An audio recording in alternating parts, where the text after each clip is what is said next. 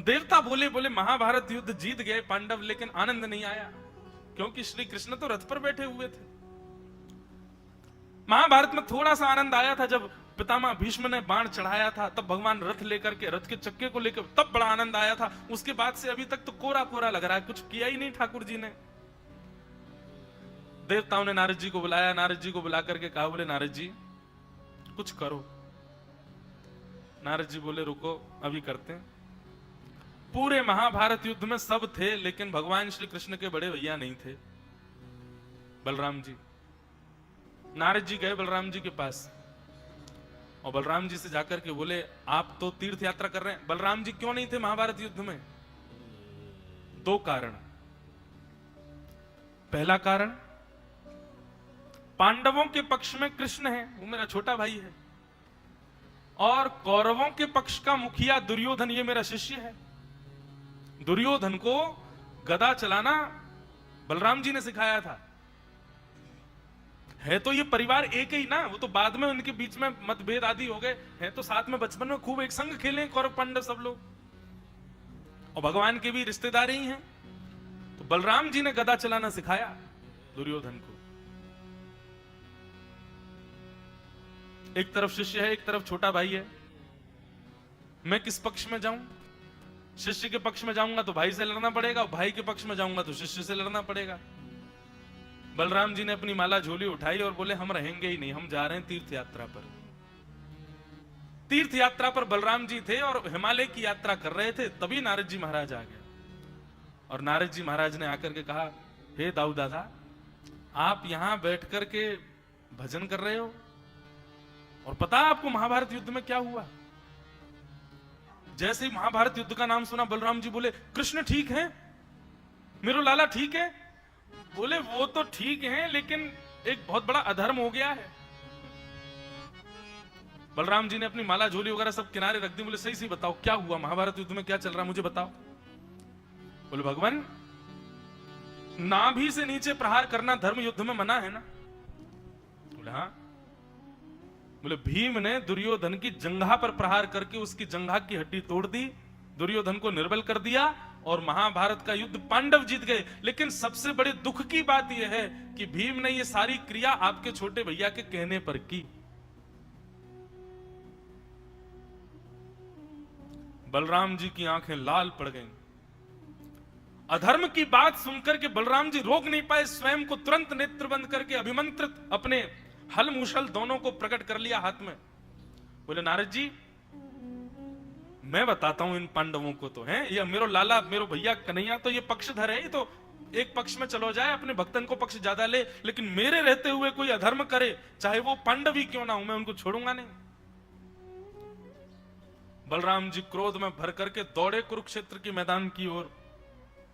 शरीर पृथ्वी का रोम रोम कंपायमान होने लगा। आकाश में सूर्य चंद्र दोनों घबराने लगे। क्यों? साक्षात शेषावतार बलराम जी को क्रोध आ रहा है। बलराम जी महाराज दौड़ रहे थे, यहां पर पांडवों की स्थिति की भूकंप जैसी स्थिति हो गई। पांडव सब श्री कृष्ण के चरण पकड़ के बैठे, बोले भगवान क्या हो रहा है? ठाकुर जी बोले भूकंप तो तभी आता है जब शेष नाराज हो। शेष नाराज मतलब शेष कौन है? बलराम। भगवान कृष्ण बोले निश्चित ही दाऊ दादा नाराज हो रहे हैं, तभी भूकंप आ रहा है।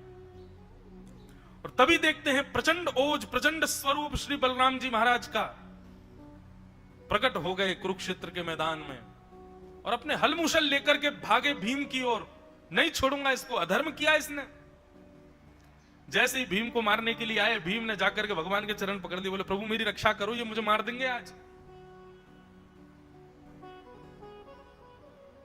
सामने से बलराम जी आ रहे हैं और यहां से श्री कृष्ण ने दौड़ लगाई।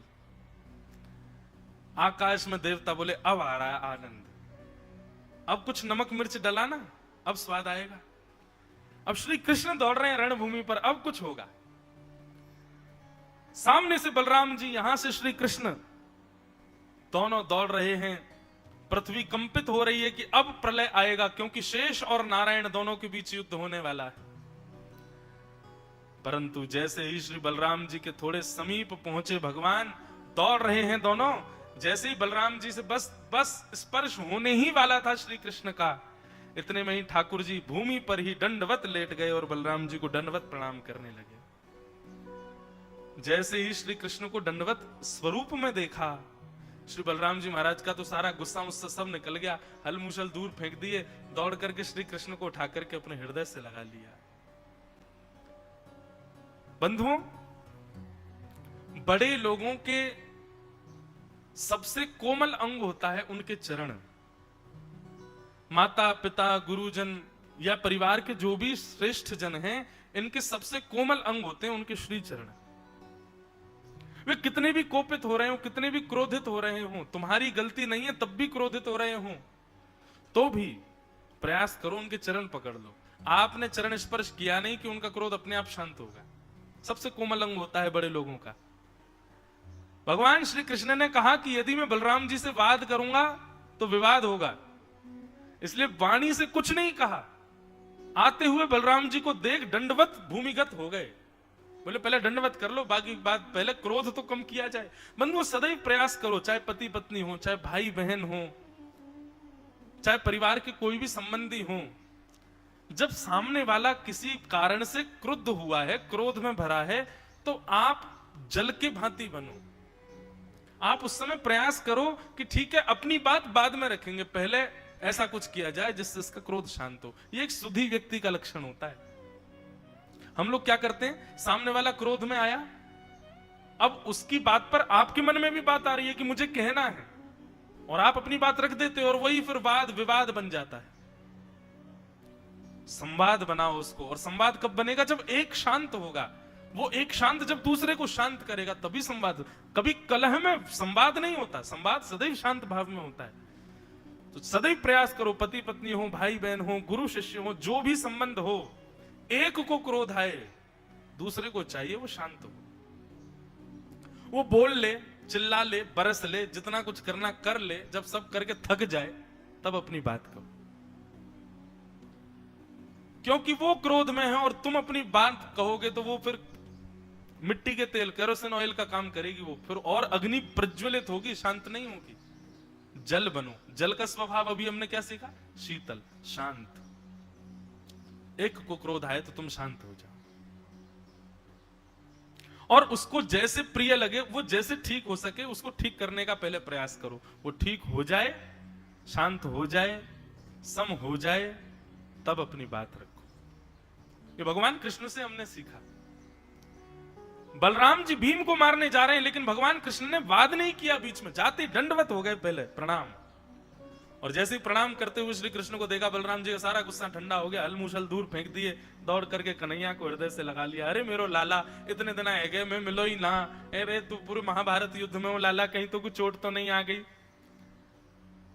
ठाकुर जी बोले ना है भैया, मैं तो ठीक हूं। जब क्रोध शांत हो गया बलराम जी का, बलराम जी बोले लाला तो बाद में मिलूंगा, पहले ये भीम कहां है, इसी को तो मारने आया था मैं, इसने धर्म विरुद्ध कार्य किया कैसे।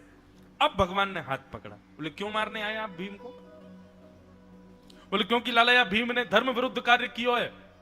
नाभि से नीचे प्रहार करना यह धर्म के विपरीत बात है, और मेरे रहते हुए कोई धर्म। देख लाला, तू तो पक्षधर है, तू तो कृपालु है, तू तो दयालु है, तू तो इन सबन पर बड़ी दया करे, लेकिन कोई तो धर्म को रक्षक होना चाहिए ना। या हमारे मैं तो नहीं देख सकूं कि मेरे सामने कोई धर्म विरुद्ध कार्य करे।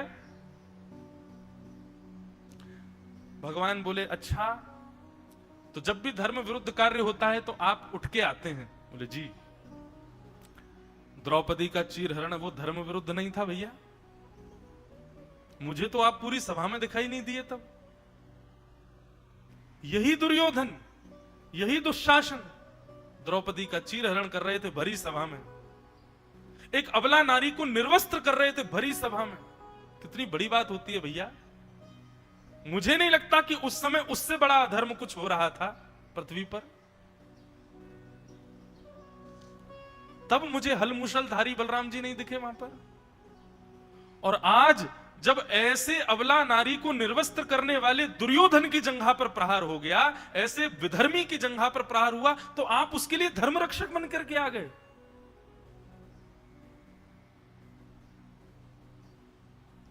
हां, मैंने आज्ञा दी थी भीम को, मारो इसकी जंघा पर, नाभि से नीचे प्रहार करना मना है, लेकिन भैया यदि धर्म विरोधी को नष्ट करने के लिए धर्म विरुद्ध जाना पड़े तो वह भी धर्म है, वह भी धर्म है। हम धर्म विरोधी को नष्ट नहीं करें, उस समय यह विचार करें। ठाकुर जी अभी इसी विषय में आगे कहेंगे, ब्रह्म बंधुर्ना हंतव्य आतताई बधारणा। एक बालक ने मुझसे कथा में पूछा, भगवान कहते हैं ब्राह्मण कैसा भी क्यों ना हो उसको मारना नहीं चाहिए, और स्वयं ने रावण को मार दिया, क्यों? यही बात, धर्म विरोधी यदि कोई है, धर्म विरुद्ध आचरण करने वाला यदि कोई है, वो ब्राह्मण नहीं हो सकता। फिर केवल त्रिपुंड लगाने से रावण ब्राह्मण नहीं हो गया था, केवल शिव तांडव स्तोत्र की ध्वनियां प्रकट करने मात्र से और समस्त ज्ञानी होने से वो ब्राह्मण नहीं था। ब्राह्मण स्वभाव से बनाया जाता है, ब्राह्मण आपके भीतर चित्त में आने वाले गुणों से बनाया जाता है, और स्वभाव और गुणों से रावण पूर्ण रूपेण राक्षस हो चुका था, इसलिए उसका ब्राह्मणत्व नष्ट हुआ है वहां पर, इसलिए ठाकुर जी ने उसको मारा। बहुत सावधानी से सुनिएगा भैया, धर्म विरोधियों को नष्ट करने के लिए एक कन्या के सुंदर घर में विवाह होने के लिए ऐसे कुछ 5 कर्म बताए। इन कर्मों में यदि असत्य बोल दिया जाए, गौ हत्या बचाने के लिए थोड़ा धर्म से विलग जाकर के कुछ करना पड़े, धर्म से विलग जाने पर यदि गौ हत्या बच रही है, ब्राह्मण का अपमान बच रहा है, एक अबला नारी की इज्जत बच रही है, तो ऐसे स्थानों पर यदि धर्म से थोड़ा विलग जाके कुछ किया जाए तो वह भी धर्म है, उसमें कोई दिक्कत नहीं। और रही बात कि आप कहेंगे कि मैंने जंघा पर प्रहार करने की आज्ञा क्यों दी थी, इसलिए दी थी कि जब द्रौपदी का चीरहरण हो रहा था तब ये दुर्योधन सभा में चिल्ला करके बोल रहा था, दुशासन जल्दी से इसको निर्वस्त्र करो और निर्वस्त्र करके इसको मेरी जंघा पर बैठाओ।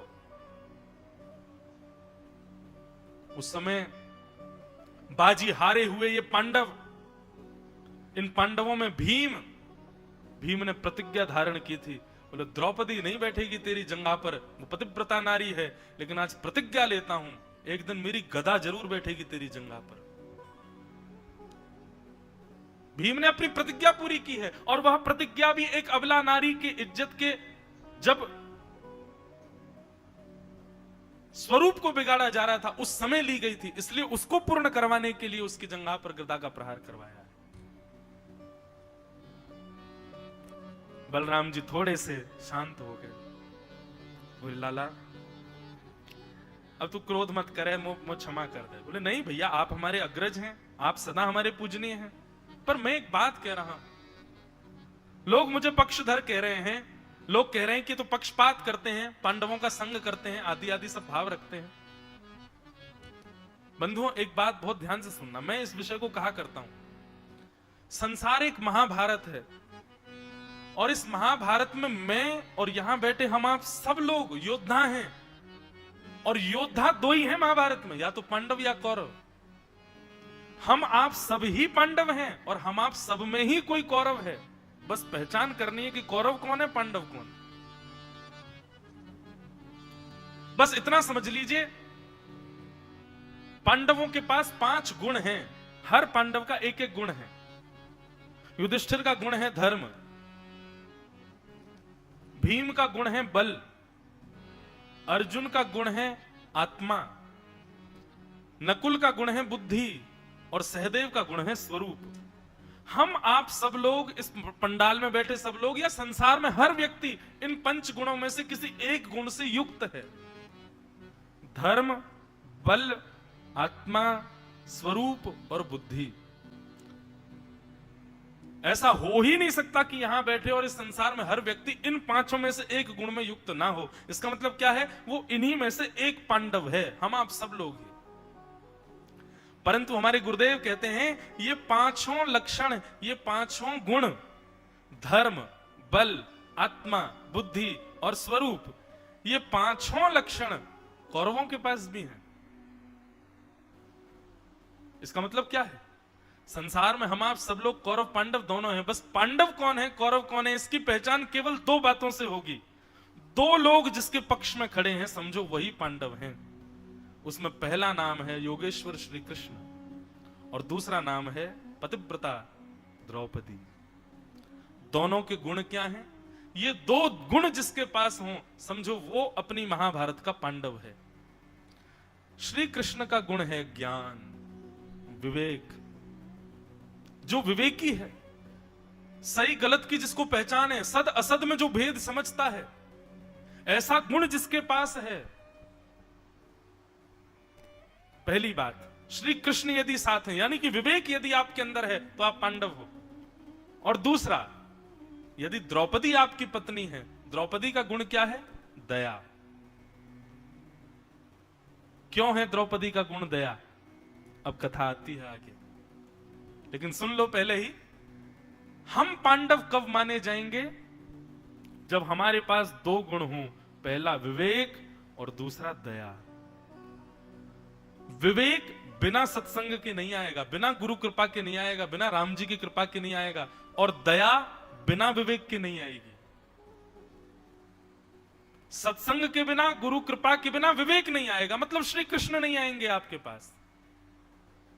और श्री कृष्ण जब तक नहीं आएंगे तब तक द्रौपदी नहीं आ सकती जीवन में।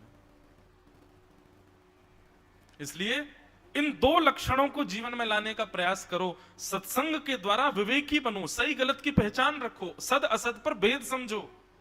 और दूसरी बात श्री कृष्ण यानी कि विवेक, और दूसरी बात द्रौपदी यानी कि दया। चित्त में दया लाओ। दया का मतलब यह नहीं है कि ग्राम सिन्न को अपने बिस्तर पे सुलाओ, उसके गले से गलेवैया लगाए घूमते रहो, हम तो दयालु हैं। इसका मतलब दया नहीं होता। दया का मतलब सबका उपकार, सबका हित की भावना चित्त में आना, यह दया का स्वरूप है। तेरा मंगल मेरा मंगल सबका मंगल होए रे, सबके मंगल की भावना चित्त में आना, इसको दया कहते हैं। बंधुओं, ये हमारे जितने भी पूर्वाचार्य हुए, समर्थ सदगुरु श्री रामदास जी महाराज, मुझे इतना अवलोकन का अवसर नहीं मिला, लेकिन अभी गुरु जी के सानिध्य में थोड़ा बैठता हूं। हमारे आचार्य प्रवर सब कुछ ना कुछ भाव बताते हैं, तो आपने कल बैठ करके उनके विषय में जो भाव कहे, वे समर्थ क्यों कहलाए? इसीलिए कहलाए क्योंकि चित्त में दया है। दया मतलब सबका हित, सबका कल्याण, सबके हित की भावना चित्त में। कोई श्रेष्ठ, कोई पूजनीय तब तक ही होता है, तब ही बनता है जब उसके चित्त में सबके प्रति दया हो, सबके प्रति करुणा की भावना हो।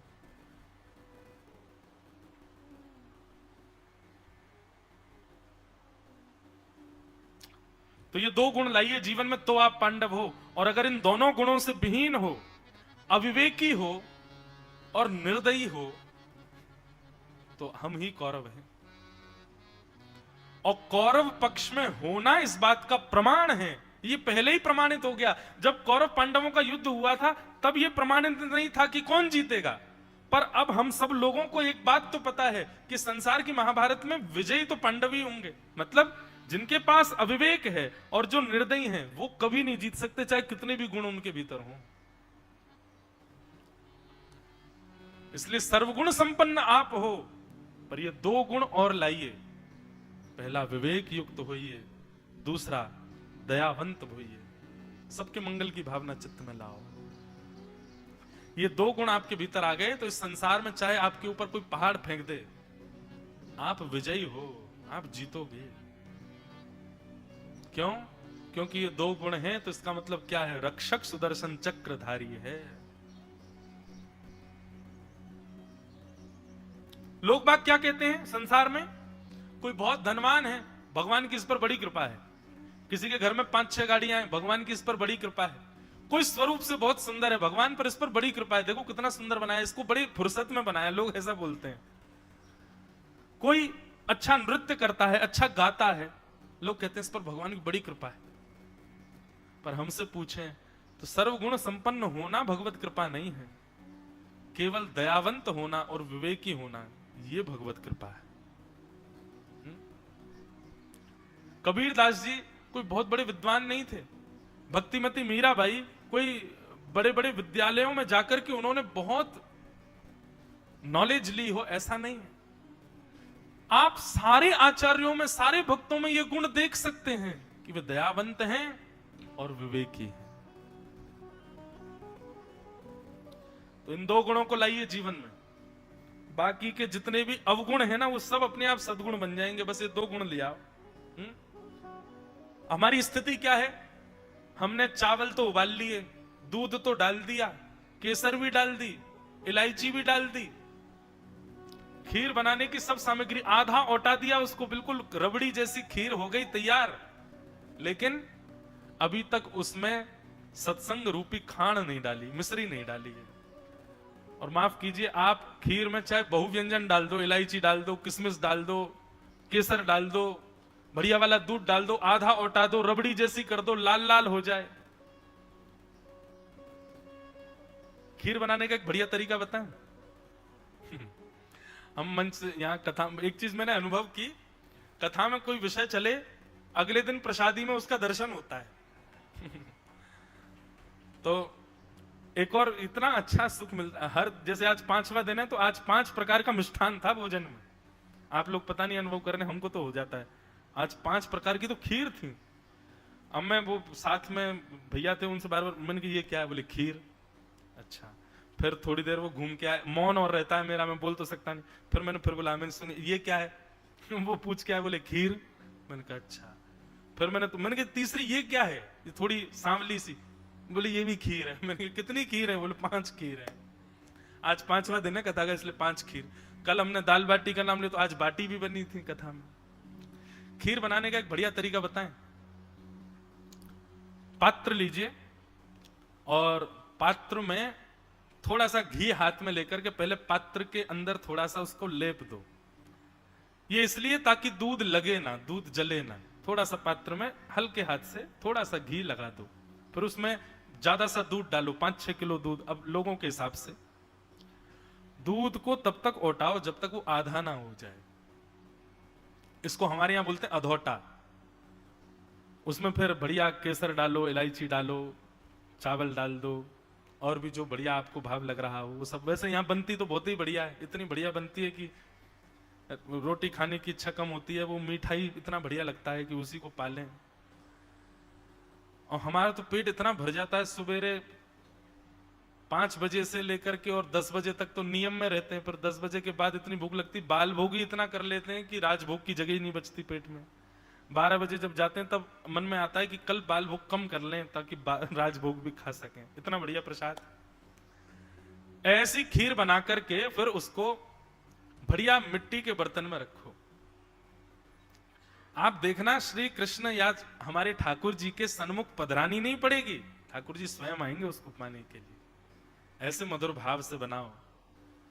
बंधु देखो, कला आपके अंदर कोई भी हो, उस कला का प्रस्तुतिकरण, मैंने कल भी कहा था, आज भी कहूंगा, वो कला का प्रस्तुतिकरण, उस कला का भाव ठाकुर जी की प्रसन्नता के लिए करो, वो कला ही आपकी भक्ति बन जाएगी।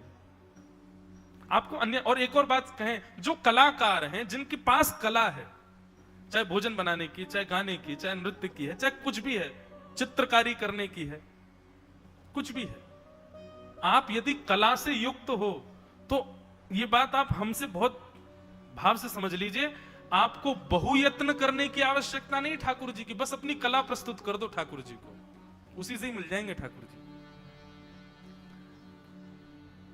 इसका मतलब ये नहीं कि नाम जप कम करो, कथाएं मत सुनो, नहीं, ये सब तो करना है, पर इतनी मात्रा में करने की आवश्यकता नहीं है। जिनके पास कोई कला नहीं है उनको तो बहुत नाम जपना पड़ेगा, उनको तो बहुत कुछ करना पड़ेगा, तब जाके ठाकुर जी प्रसन्न होंगे। लेकिन आप यदि किसी गुण कला से युक्त हो, उसी को प्रस्तुत कर दो ठाकुर जी के सामने। ठाकुर जी मिलेंगे, प्रसन्न हो जाएंगे, आनंदित हो जाएंगे। तो ये 2 लक्षण लाइए अपने अंदर, पहला विवेक और दूसरा दया। पांडवों की विजय हुई, अश्वत्थामा गुरुपुत्र को अर्धरात्रि में दुर्योधन ने बुलाया। दुर्योधन की जांघी तो टूटी थी, मरा थोड़ी है, अभी पड़ा है रणभूमि में। गुरुपुत्र अश्वत्थामा ने आकर के कहा, बोले मैं पहले ही कह रहा था मुझे सेनापति बना दो। दुर्योधन बोला अब बना देता हूं, जाओ तुम सेनापति हो हमारे, जाओ जाकर के 5 पांडवों को मार दो। बंधु, ये भी एक राक्षस प्रवृत्ति होती है कि जो मुझे नहीं मिला मैं पूर्ण प्रयास करूंगा ये किसी और को भी ना मिले। ये एक राक्षस स्वभाव होता है। अगर इस स्वभाव से कोई युक्त है, आपसे हाथ जोड़ के विनती है, इस स्वभाव का त्याग करो। मुझे ये प्राप्त नहीं हुआ, इसका अधिकार मुझे नहीं मिला, तो मैं पूर्ण चेष्टा करूंगा कि दूसरे को भी ना मिले। इसी को मात्सर्य दोष कहते हैं, और ये संसार में आज की डेट में बहुत ज्यादा है।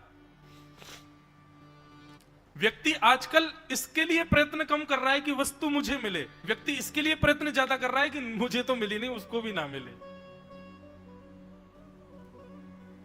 ये मात्सर्य दोष है। बहुत राक्षस प्रवृत्ति वालों का ये स्वभाव होता है। अगर ये स्वभाव किसी में हो तो उसको संभलना चाहिए। दुर्योधन ने कहा, अगर हम हस्तिनापुर की गद्दी पर नहीं बैठे, इंद्रप्रस्थ का राज्य हमारा नहीं हुआ, तो इनका भी नहीं होना चाहिए। अरे बहुत देख लिया, धर्म से युद्ध, धर्म से युद्ध, अब हम भी अधर्म करेंगे, सोते हुए पांडवों को मार दो, जाओ। अश्वत्थामा सोते हुए पांडवों को मारने के लिए गया, लेकिन जिनके रक्षक स्वयं सुदर्शन चक्र धारण करके खड़े हों, उसको कोई कैसे मार सकता है? भगवान पांडवों के पास गए और उनको एक लोभ दिया कि राजा तब तक विजयी नहीं माना जाता जब तक हंस का दर्शन ना कर ले। चलो मेरे साथ जल्दी, तुमको हंस दिखा के लाना है। 5 पांडव भगवान कृष्ण के साथ चले गए अर्धरात्रि में, लेकिन द्रौपदी के 5 पुत्र सोते रह गए। अश्वत्थामा ने अंधेरे में आकर के देखा नहीं, उसको पहचान भी नहीं हुई, 5 बालकों का सर धड़ से अलग कर दिया। और कहीं कहीं ऐसा बताते हैं कि प्रमाण देने के लिए 5 के सर अपने साथ दुर्योधन के पास लेकर के गया। दुर्योधन ने प्रकाश किया। अश्वत्थामा ने कहा, देखो मैंने 5 पांडवों को मार दिया। दुर्योधन बोला, ये तो ऐसे बोल रहा है जैसे कोई गाजर मूली तोड़ के लाया है। जिस खेत का रक्षक स्वयं कृष्ण रूपी किसान हो, वहां की सब्जी ऐसे कोई नहीं तोड़ सकता है। बड़े बड़ी तिमिंगल मछलियां, भागवत में महाभारत में कौरवों के वीरों को तिमिंगल नाम से पुकारा गया। तिमिंगल मछली, तिमिंगल मछली किसको कहते हैं? एक मछली होती है, वो मछली कैसी होती है? बोले तिमिंग नाम का एक पक्षी होता है। वो तिमिंग नाम का पक्षी, उसको जब भूख लगती है तो वो वन के ऊपर जाता है और अपने दोनों पंजों में, एक पंजे में एक हाथी, दूसरे पंजे में दूसरे हाथी, 2 हाथियों को पंजे में लेकर के आकाश में उड़ता है। सोचो पक्षी कितना बड़ा होगा, हाथी इतने विशाल होते हैं। 2 पंजों में 2 पक्षियों को लेकर के जो आकाश में उड़ जाए वो तिमिंग पक्षी, और 2 हाथियों के सहित जब तिमिंग पक्षी आकाश में उड़ता उड़ता समुद्र के मार्ग पर जाता है, तो 2 हाथियों सहित उस तिमिंग पक्षी को एक तिमिंगल नाम की मछली श्वास लेने के लिए समुद्र के बाहर आकर के मुख खोल करके जैसी श्वास लेती है, तो वो तिमिंग पक्षी हाथी सहित उसके पेट में चला जाता है। वो है तिमिंगल मछली। महाभारत युद्ध में कौरवों के योद्धाओं को क्या कहा गया? बोले तिमिंगल मछली। ये साधारण नहीं है कौरवों की सेना, एक से एक बड़ा योद्धा था वहां पर। दुर्योधन कहता है, इतनी बड़ी बड़ी तिमिंगल मछलियां हमारे कौरवों के महासागर में, वे इन 5 पांडव रूपी छोटी छोटी मछलियों का बाल बांका नहीं कर पाई, और ये नेक्सा सा, ये अश्वत्थामा कह रहा है मैंने 5 के सर धड़ से अलग कर दिए। दिखाओ तो। बोले मुझे पता था तुमको विश्वास नहीं होगा, इसलिए लेके आया हूं, थैला खोल दिया, लो देखो। प्रकाश करके देखा। कहीं कहीं ऐसी कथा भी बताते हैं कि भीम ने दुर्योधन ने एक सर लेकर के और ऐसे हाथ में पकड़ करके उसको जोर से दबाया। जैसे दबाया तो जैसे फल भेदन हो जाता है वैसे वो भेदित हो गया। उसी से ही वो पहचान गया कि नहीं, ये पांडवों के मस्तिष्क नहीं हो सकते, इतने साधारण नहीं है पांडव। और प्रकाश करके जब देखा तो वे 5 द्रौपदी के निर्दोष बालक थे। इस शोक में दुर्योधन के प्राण निकल गए कि इन निर्दोष बालकों का क्या दोष था, इनको क्यों मार दिया? अरे ये हमारे परिवार के आगे के वंश हैं, हमारा पूरा परिवार खत्म हो चुका है, ये बालक ही हमारे आगे के वंश को चलाने वाले थे, इन्हीं को नष्ट कर दिया। दुर्योधन के शोक में प्राण निकल गए कि मैं ही अपने वंश का नाश कारक बन गया।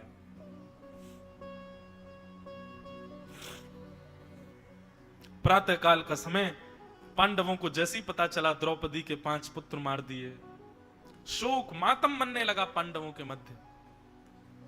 अर्जुन ने जाकर के जैसे ही देखा रक्त की धार बह रही है, द्रौपदी के सामने अपने गांडीव धनुष को उठाकर के प्रतिज्ञा लेने लगा, तुम चिंता मत करो द्रौपदी, मैं तुमको वचन देता हूं, तुम्हारे बालकों की रक्षा तो नहीं कर पाया, लेकिन जिसने भी तुम्हारे बालकों की हत्या कर रही है वो कहीं भी हो, इंद्र के लोक में भी यदि पहुंच गया होगा तो वहां से भी घसीट करके लाऊंगा, उसका सर धड़ से अलग करके उसके रक्त से तुम्हारे केशों को रंगित करूंगा।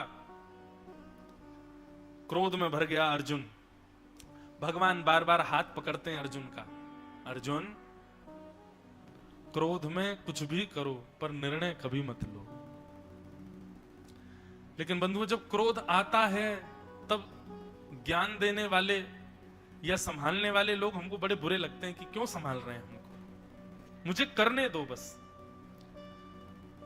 क्रोध बंधुओं, लोग बोलते हैं क्रोध को कैसे कम किया जाए।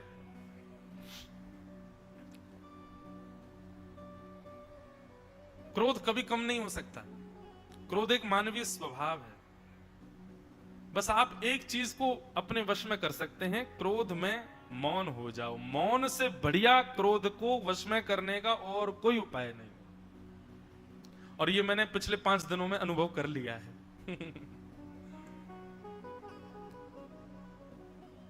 अब कथाओं में जाते हैं, हमारे सब भाई लोग संग रहते हैं, कोई ठाकुर जी की सेवा में है, कोई प्रसाद ला रहे हैं, कोई वस्त्र दे रहे हैं, कुछ सब सेवा भाव में रहते ही हैं। हम इनकी करते हैं, ये हमारी करते हैं। अब उसमें अब मनवांछित जब इनके भाव होते हैं, अब मैं तो मौन हूं, ये लोग खूब बोलते हैं और ये पूर्ण प्रयास करते हैं कि महाराज जी भी बोल जाएं। क्रोध आता है, कई बार आ जाता है, लेकिन मौन व्रत होने की वजह से मैंने देखा कि जब मौन नहीं होता तो क्रोध आने पर जो मेरा स्वरूप होता था, वैसे मैं मौन रहता ही हूं, क्रोध आने पर वैसे भी मेरा नियम है कि मैं मौन ही हो जाता हूं, लेकिन फिर भी कई बार, अब यहां तो नियमबद्ध है ना कि नहीं मौन ही रहना है, शाम सूर्यास्त तक मौन रहना है, कथा में बोलना है बस। तो एक नियमबद्ध होने की वजह से ये दर्शन किया, अपने गुण में भी अनुभव किया 5 दिनों में कि मौन होने से क्रोध तो आता है, लेकिन वो जितना नाशकारी पहले होता था उतना नाश कर नहीं पाता है। अब किसी पर क्रोध आ गया, उसको मैं क्या इशारा करता हूं, ये इशारा मेरा है कि सूर्यास्त होने दो, बताऊंगा तुमको। तो मैं ऐसे कहूंगा तो वो, अच्छा ये लोग भी बड़े चतुर हैं, ये जानबूझ के उल्टा बोलते हैं, बोले क्या बल्ब उतार के नीचे धरते हैं। तो फिर समझ जाते, अच्छा सूर्यास्त के बाद हमको देखोगे, मैंने कहा हाँ तब देखूंगा। लेकिन जब तक सूर्यास्त का समय आता है, 5-6 घंटे बीत चुके होते हैं, कुछ क्रोध नहीं रहता। तो क्रोध को वश करने, क्रोध को आप कभी कम नहीं कर सकते। क्रोध आएगा, क्रोध रहेगा। शास्त्रों में तो श्लोक भी है, हमारे मुकुंद काका जी और सब हमारे आचार्यगण मुझे वो श्लोक बता देंगे तो कल मैं बोल दूंगा। एक क्रोध है, वो एक श्लोक है, उसमें ऐसा भाव है कि क्रोध कौन सा अच्छा, तो उसमें भाव आता घटिकत द्वयम, 2 घड़ी से अधिक का क्रोध यदि आपका जाएगा तो वो तामसी, राजस तामस सात्विक और सामान्य, ऐसे 4 क्रोध के रूप बताए गए हैं। तो तामसी क्रोध बताया गया, तामसी मतलब नरकगामी, नरक जाने वाले जो लक्षण है उनमें से एक अत्यंत कोप, कटुकाच वाणी, दरिद्रताम च स्वजनेषु वैरम नीच प्रसंग कुलहीन सेवा चिन्हानि देहे नरकम गतानाम। उसमें सबसे पहला गुण ही है, नरक कौन जाता है, बोले जिसको बहुत गुस्सा आता है। पर भयानक क्रोध करने वाला नरक नहीं जाता। भयानक क्रोध आने पर गलत निर्णय लेने वाला और गलत क्रिया करने वाला नरक में जाता है। तो क्रोध का सबसे बढ़िया स्वरूप है मौनम आस्तान, मौन हो जा। आप हो नहीं पाओगे, लेकिन बस कैसे भी कर लेना। और सबसे बढ़िया ये 2 अंगूठों है ना, इनको बीच में यहां दबा के यो मुट्ठी बांध करके बस आंख बंद करके बैठ जाओ, लंबी लंबी श्वास लो, चुपचाप बैठे रहो, बस 2-3 घड़ी तक प्रतीक्षा करो। क्रोध का बंधुओं एक स्वरूप है, वो कितना भी तेजी से आया हो वो अखंड नहीं रह सकता, उसको जाना ही पड़ेगा। और जैसे ही जाए तब बोलना। बस इतना समझ लीजिए, क्रोध आने पर निर्णय नहीं लेना है, बस उस समय अपने आप को संभाल करके रखना है। उसके बाद आप संभाल लो, फिर जो निर्णय लोगे वो हितकारी होगा। भगवान बार बार अर्जुन का हाथ पकड़ते हैं, क्रोध मत कर, क्रोध मत कर, क्रोध मत कर। लेकिन अर्जुन हाथ छटकार देता है अपना, बोले कि नहीं, मैं 5 बालकों के हत्यारे को मार के लाऊंगा, आदि आदि बात। भगवान बोले पछताएगा तो मेरे पास ही आएगा, चल तू देख क्या करता है। कृतवर्मा, अश्वत्थामा आदि 3 लोग बचे थे। तीनों की जांच की गई तो अश्वत्थामा दोषी करार साबित हो गए, इसी ने मारा है। जैसे ही अश्वत्थामा का दोष सिद्ध हुआ, अश्वत्थामा भागा रथ में बैठ करके, महाराज ठाकुर जी पीछे रथ लेकर के भागे अर्जुन का। थोड़ी दूर जाने पर देखा कि अश्वत्थामा को लगा बचने वाला तुम हूं नहीं, उसने तुरंत ब्रह्मास्त्र अभिमंत्रित करके अर्जुन के ऊपर छोड़ दिया। जैसे ही ब्रह्मास्त्र आकाश में आया, ब्रह्मास्त्र को देख करके अर्जुन कांपने लगा कि पाहि कृष्ण कृष्ण महाबाहो भक्तानाम भयंकर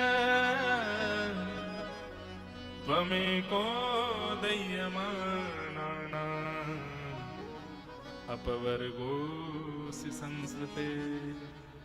चरणों में गिर गया अर्जुन, बोले भगवान ये ब्रह्मास्त्र है, इससे मेरी रक्षा करो। भगवान बोले कायरों की तरह नीचे नहीं बैठो, खड़े हो। ब्रह्मास्त्र विष को विष काटता है, लोहे को लोहा काटता है। ये अश्वत्थामा है, इसको ब्रह्मास्त्र चलाना आता है, वापस बुलाना नहीं जानता। लेकिन तुम ब्रह्मास्त्र चलाना भी जानते हो और उसको शांत करना भी जानते हो। तुम भी ब्रह्मास्त्र छोड़ो, दोनों ब्रह्मास्त्र टकरा करके शांत हो जाएंगे, दोनों को अपने पास बुला लेना।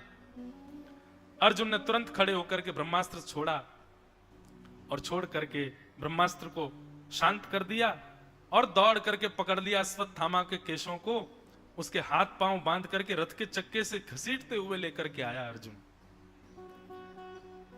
हल्ला हो गया। द्रौपदी को पता चला मेरे निर्दोष बालकों का हत्यारा। द्रौपदी को जैसे ही पता चला मेरे निर्दोष बालकों का हत्यारा मिल गया है, देखने के लिए बाहर आई कौन है। और द्रौपदी ने जैसे ही देखा गुरुपुत्र अश्वत्थामा। द्रौपदी कहती है उवाच चासहन्तस्य वंधनानयनम सतिं मुच्यतामीश ब्राह्मणो नितरां गुरु।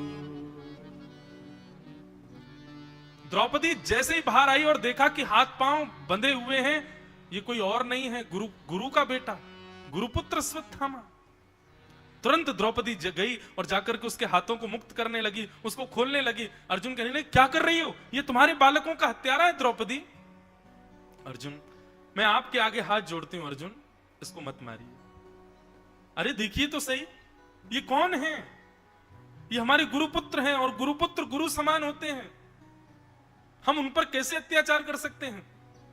हमने गुरु के साथ तो युद्ध किया, युद्ध में गुरुदेव मारे गए, परंतु कम से कम इतना तो ऋण रखो गुरुदेव का कि उनके परिवार को तो बख्श दो, कम से कम उनके पुत्र को तो ऐसे मत करो।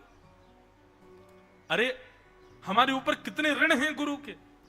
धनुष उठाना सिखाया, बाण चलाना सिखाया आप सब लोगों को, जिन गुरु ने, उनका पुत्र है ये, इसको मत मारिए। और दूसरी बात, ये ब्राह्मण है, हम क्षत्रिय हैं, ब्राह्मण पूजनीय होते हैं, उनको नहीं मारना चाहिए।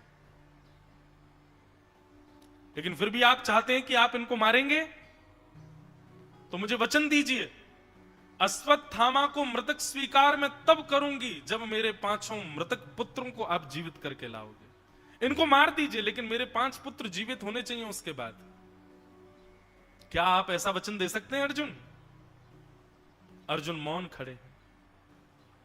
अर्जुन कहते हैं देवी इतनी दया की स्थिति इस समय तुमको प्रकट नहीं करनी चाहिए, हमेशा दया दया दिखाओगी तो कैसे। बोले मैं दया नहीं कर रही हूं, मेरी बात सुनिए आप। अगर मेरी बात से आपको अस्वीकारिता लगती है तो बताइएगा। अश्वत्थामा के पिता को महाभारत युद्ध में मारा जा चुका है। अश्वत्थामा की पत्नी, अश्वत्थामा की मां पति विहीन हो चुकी है, उनके पति नहीं है, वो केवल अपने एक पुत्र के सहारे रह रही हैं। इनको भी मार दोगे तो पति और पुत्र दोनों के मरने का कष्ट एक अकेली मां के ऊपर कितना भार पड़ेगा वो सोचो ना अर्जुन। मेरे बालक भले ही मार दिए हों, पर मुझे एक तरफ से तो थोड़ी सराहना है कि मेरे 5 पति जीवित हैं, लेकिन इनकी मां का क्या? पति पहले मर गया, पुत्र को हम मार देंगे तो वो कहां जाएंगी? इसलिए मैं हाथ जोड़ती हूं, इनको मत मारो। श्री वेदव्यास भगवान ने श्रीमद् भागवत जी में यहां पर द्रौपदी के निर्णय में 5 बातों को विशेषता दी है। द्रौपदी ने जो ये अश्वत्थामा को न मारने का निर्णय लिया है, इसमें 5 बातें मुख्य हैं, और प्रत्येक मानव को चाहिए किसी भी निर्णय से पहले इन 5 भावों का विचार करे। सबसे पहला, धर्म क्या है?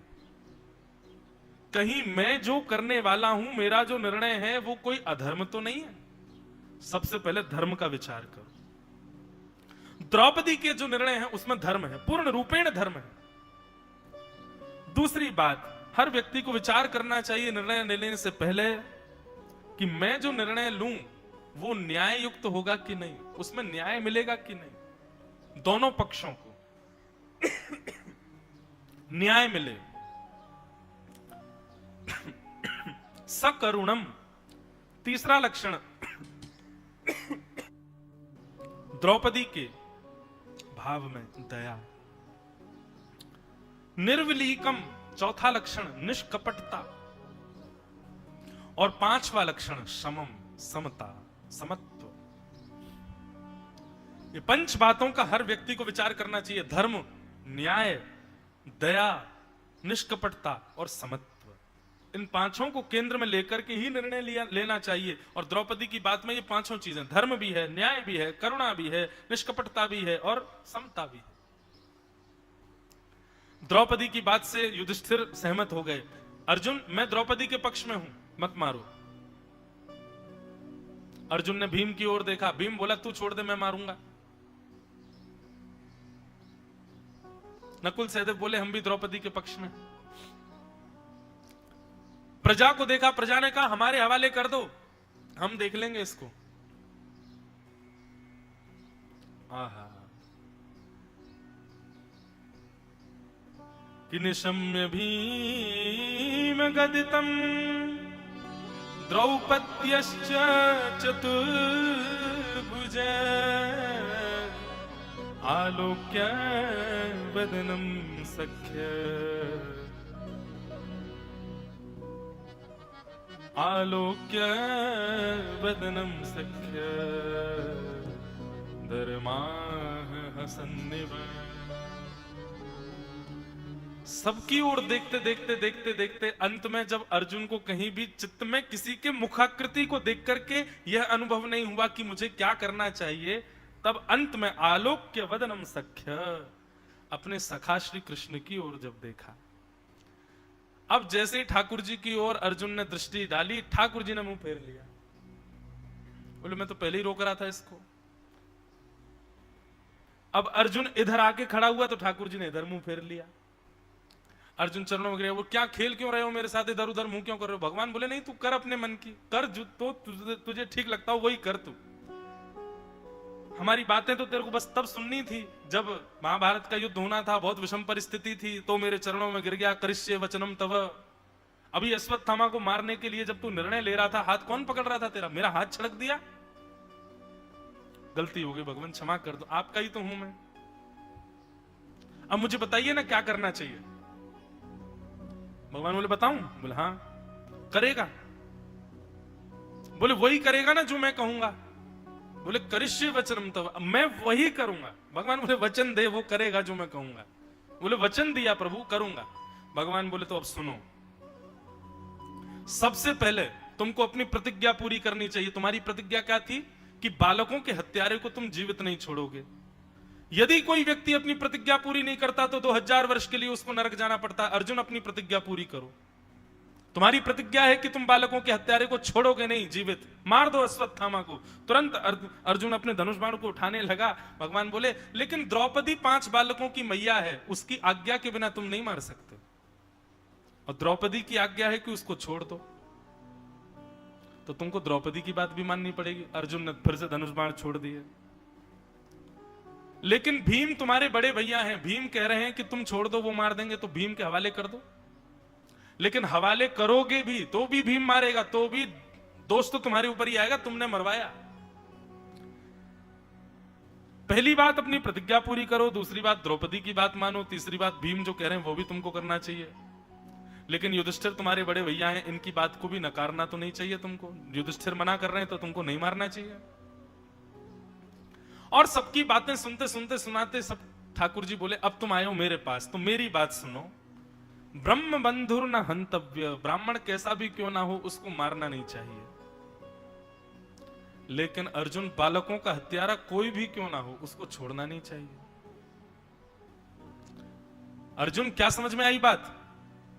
अर्जुन बोला मैंने प्रतिज्ञा ली है, प्रतिज्ञा पूरी करनी है, नहीं करूंगा तो 2000 वर्ष के लिए नरक जाना पड़ेगा, इसके लिए मुझे इसको मारना है। द्रौपदी की आज्ञा का पालन करना है क्योंकि उसी के 5 पुत्र थे, तो द्रौपदी कह रही है नहीं मारना है। भीम की बात माननी है, भीम कह रहे हैं मारना है तो इसको मारना है। युधिष्ठिर जी मना कर रहे हैं इसको नहीं मारना है, मारना है नहीं मारना है, मारना है नहीं मारना है। और अंत में आप कह रहे हैं कि ब्राह्मण कैसा भी क्यों ना हो उसको मारना नहीं चाहिए, ये ब्राह्मण है इसको मारना नहीं है। लेकिन बालकों का हत्यारा कोई भी क्यों ना हो उसको छोड़ना नहीं चाहिए, ये बालकों का हत्यारा भी है। ठाकुर जी मैं पागल हो जाऊंगा, मुझे नहीं समझ आ रहा मैं क्या करूं, मुझे चक्कर आ रहे हैं, मैं बेहोश होकर यहीं गिर जाऊंगा, अभी प्राण निकल जाएंगे मेरे। बंधुओं, जितने भी कृष्णाश्रित हैं ना, राम आश्रित, दत्ताश्रित, शिव आश्रित एक तरफ और कृष्णाश्रित एक तरफ, पूरा जीवन पहेली बना देंगे आपका। इतना खेलते हैं, इतना खेलते हैं। ठाकुर जी यदि ये कह देना, जैसे स्कूल में क्या होता था, मेरे साथ तो हुआ, आपके संग पता नहीं हुआ कि नहीं, वो एमसीक्यू आते थे, मल्टीपल चॉइस क्वेश्चन, एक प्रश्न के 4 ऑप्शन है, एक सही है उस पर टिक लगाओ। तो कई बार नहीं पता होता था तो जो क्लास टीचर होता था ना उसी को हम इशारा करते थे, सर एक ही है बता दो।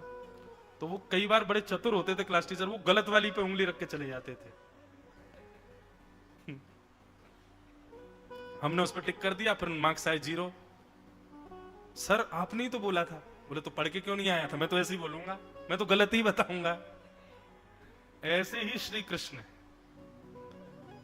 उनके आश्रय में रहने वाला यदि उनसे ये कहे कि ठाकुर जी मेरा निर्णय बताइए क्या करूं, ठाकुर जी बोले आ जा बेटा अब खेल होगा, तार परे खेला हो गए, बंगला में कहते हैं। बहुत खेलते हैं ठाकुर जी।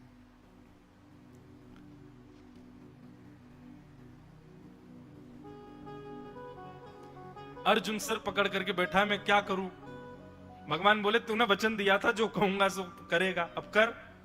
बोले ये कैसा निर्णय दिया आपने, ये ब्राह्मण है इसको मैं मार नहीं सकता, बालकों का हत्यारा छोड़ नहीं सकता, और मेरी प्रतिज्ञा याद दिला दी और ये सब बात, मैं क्या करूं भगवान? ठाकुर जी बोले विचार कर, थोड़ा मनन कर, मैंने जो कहा है करना वही है तुझे, बस थोड़ा चिंतन कर उस बात का। बंधुओं एक बात सदैव याद रखना, आप सीधे सीधे गीता जी पढ़ोगे आपको कभी समाधान नहीं मिलेगा। तत्श्रृण्वन प्रपठन विचारण पर, आप जब तक विचार नहीं, देखो केवल भोजन पा लेने से आपको तृप्त, आप पुष्ट नहीं होगे, भोजन को पचाना भी तो आवश्यक है।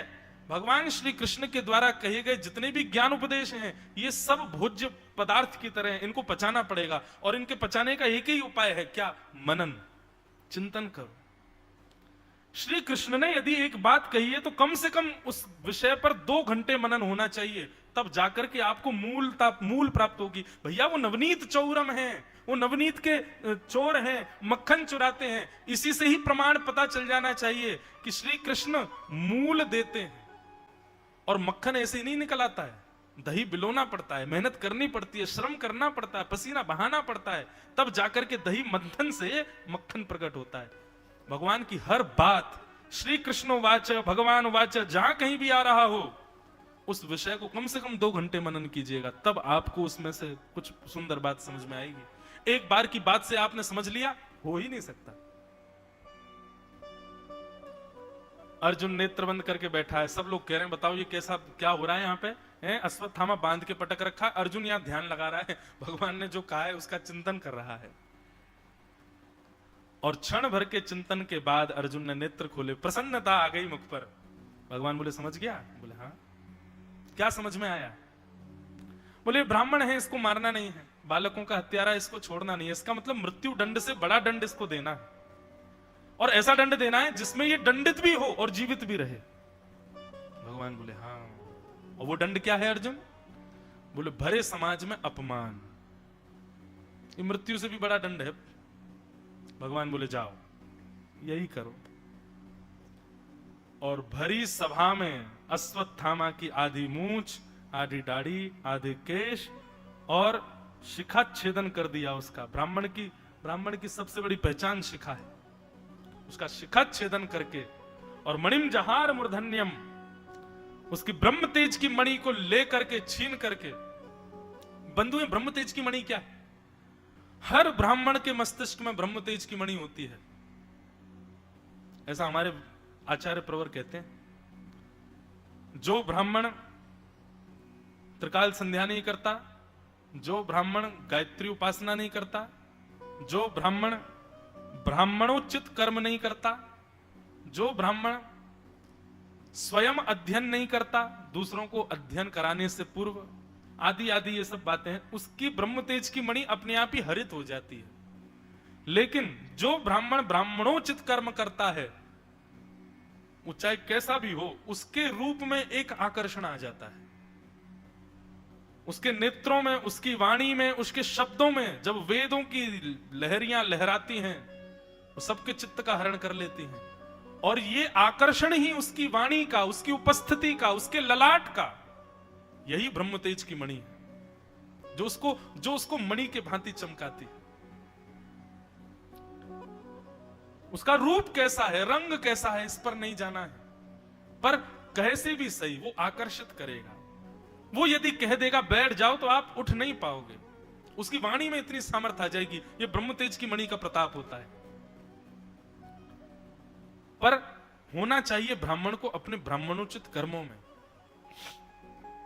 बंधु, मैं कुछ अधिक प्रशंसा का विषय है ऐसा नहीं है, पर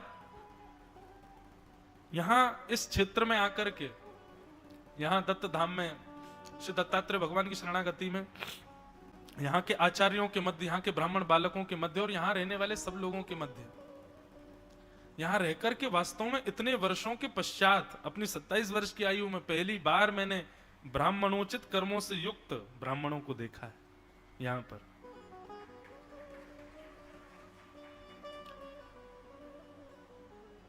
वे जब बोलते हैं, अरे बोलते क्या, परसों आप लोग नृत्य करने लगे यहां पर, तो मेरे मन में क्या आया कि नहीं, ये मानव नहीं, पंडित जी नहीं, कोई ब्राह्मण नहीं, साक्षात वेद नृत्य कर रहे हैं। ऐसा लग रहा था ऋग्वेद, यजुर्वेद, सामवेद, अथर्ववेद ही नृत्य कर रहे हैं भुजा उठा करके। और सबसे बड़ी बात, कोई जाति विशेष पर प्रवचन नहीं कर रहा हूं, आजकल पीछे पड़ जाते हैं लोग, पर यहां इस स्थान का माहौल ही ऐसा है कि यहां पर अन्य कोई किसी और वर्ण का होगा भी ऐसा लग ही नहीं रहा है। सबके यथाउचित कर्म ब्राह्मणों जैसे दिख रहे हैं। ब्राह्मण को ऐसा ही होना चाहिए, शीलवान, सरल, आलस्य विमुक्त, अध्ययनशील, षोडशोपचार, राजोपचार से युक्त। अरे प्रसाद भी पाने जा रहे हैं तो वहां पर भी वैदिक मंत्र और अपने समर्थ गुरुओं के सुंदर कहे गए श्लोकों को युक्त करके और उसी से ही वाचन करते हैं। गोदावरी जी में स्नान करने के लिए जा रहे हैं, त्रिकाल तो है नियम, कईयों के 2 काल हैं, सुबह और मध्य में। तो गोदावरी जी में स्नान से पूर्व सूर्य अर्घ करेंगे, गोदावरी जी को प्रणाम करेंगे, जैसा जो नियम उचित होता है वैसा करेंगे।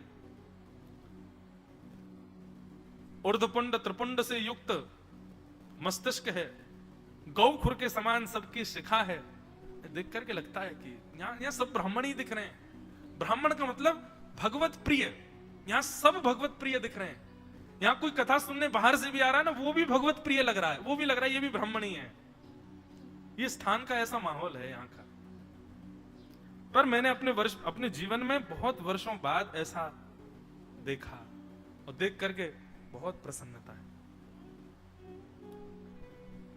कभी महाराज जी भविष्य में नासिक में अगर शहर में भी कथा हुई ना, हम रुकेंगे दत्त धाम में। यहीं से जाया करेंगे। तो नासिक में कोई कथा भी करावे तो उसको हम पहले ही बोल देंगे भैया एक ही शर्त पर कथा होगी, हम रुकेंगे दत्त धाम में, बस कथा सुनाने जाएंगे मंच पर, बाकी यहीं रहेंगे। आनंद इतना सुख मिलता है यहाँ, ऐसा लगता है कि साक्षात श्री दत्त प्रभु ही विचरण कर रहे हैं। कल रात्रि 1 बज गया था यहाँ उत्सव को। अब देखो महाराज जी, मुझे तो सरप्राइज था कि शाम को ऐसा कोई उत्सव, मुझे लगा कि हम लोग ही कुछ गाएंगे बजाएंगे, पर यहाँ शाम को जब देखे गंधर्वजन यहाँ विराजमान हुए। कल कथा में अनायास ही गंधर्वों की चर्चा चल रही थी। महाराज जी और यहाँ के परिकर ने तो नहीं बताया कि शाम को कार्यक्रम क्या है, पर श्री दत्त भगवान ने कथा में तो खूब बुलवाया।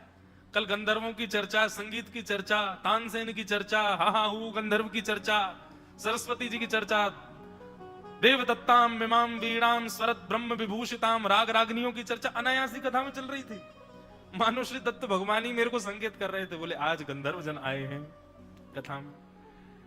मुझे पता नहीं था, उपस्थिति उनकी थी यहाँ पर, और उस उपस्थिति से अपने आप कथा में वही चर्चा चल रही थी। तो निश्चित है ये स्थान सामान्य नहीं है। एक बात बताएं, 5 स्थान मिले कलयुग को। द्यूतम पानम स्त्रियः सूना यत्रा धर्मश्चतुर्विधः पुनश्चयाचमानाय जात रूप मदात प्रभो। श्रीमद् भागवत में बताए गए इन 5 स्थानों के अलावा छठवां कोई स्थान नहीं है जहां पर कलयुग रहता है। 5 स्थान कौन कौन से? द्यूतम जुआ, पानम मदिरा पान और भक्ष भक्ष सेवन, स्त्रियः परिस्त्री संग परपुरुष संग, सूना हिंसा, और 5वां है अनीति से कमाया गया धन। ये 5 ही वस्तु कलयुग को प्रकट करती हैं। और एक बात बिल्कुल निश्चित मान लीजिएगा, जिनके जीवन में या जिस स्थान पर इन 5 भावों का अभाव होगा वो स्थान कलयुग है ही नहीं, वो सतयुग है। क्योंकि कलयुग का स्थान, कलयुग युग का नाम भले ही है, पर कलयुग बंधा हुआ है इन 5 स्थानों में। इसके अलावा छठवां स्थान नहीं है कलयुग का। इसका मतलब क्या है? जहां ये 5 नहीं है वो सतयुग ही है। और ये बात कहने में मुझे कोई अतिशयोक्ति नहीं। श्री दत्त धाम, दत्त क्षेत्र जो है साक्षात सतयुग ही है। यहां कलयुग का दर्शन नहीं है। बताओ कहां द्यूतम दूर दूर तक दिख रहा है आपको? जुआ दूर तक, यहां धन चढ़ाने की पेटी तक नहीं है मंदिर में। द्यूतम, पानम भूले ही जाओ। यहां पर जल भी गोदावरी जी का ही मिलेगा पीने को, भोजन भी पूरा उसी में सिद्ध होगा। तो बाहर की वस्तु, अच्छा एक और बात, बाहर की वस्तु पाई कब जाए? जब स्वाद ना आ रहा हो। इतना स्वादिष्ट भोजन बनता है, बाहर कौन खाने जाए?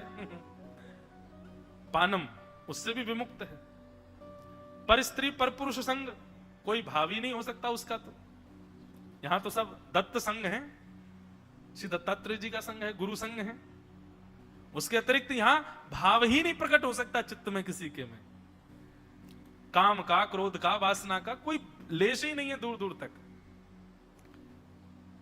द्यूतम पानम स्त्रिय सूना हिंसा, किससे लड़ोगे? आधे से ज्यादा तो मौन है यहां पे।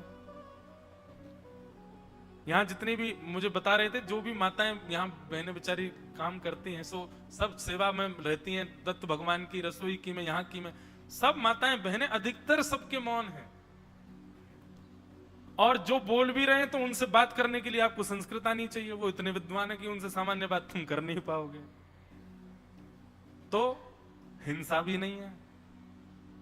और अनीति से कमाया गया धन, धन का तो प्रवेश ही पहले यहां पर पता नहीं कहां से भगवत कृपा से ही सब हो रहा है।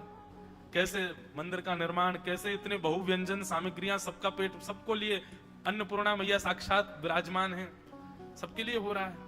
कहीं मैंने नहीं सुना किसी, मैंने तो पूछा भी महाराज जी के अपने मंदिर जी से कि कथा में कुछ ऐसा भाव रखें कि श्री दत्त भगवान के मंदिर निर्माण के लिए। बोले नहीं नहीं नहीं, महाराज जी का पूर्ण पहले से ही मना, नहीं कुछ भी नहीं, सब दत्त प्रभु कृपा करेंगे।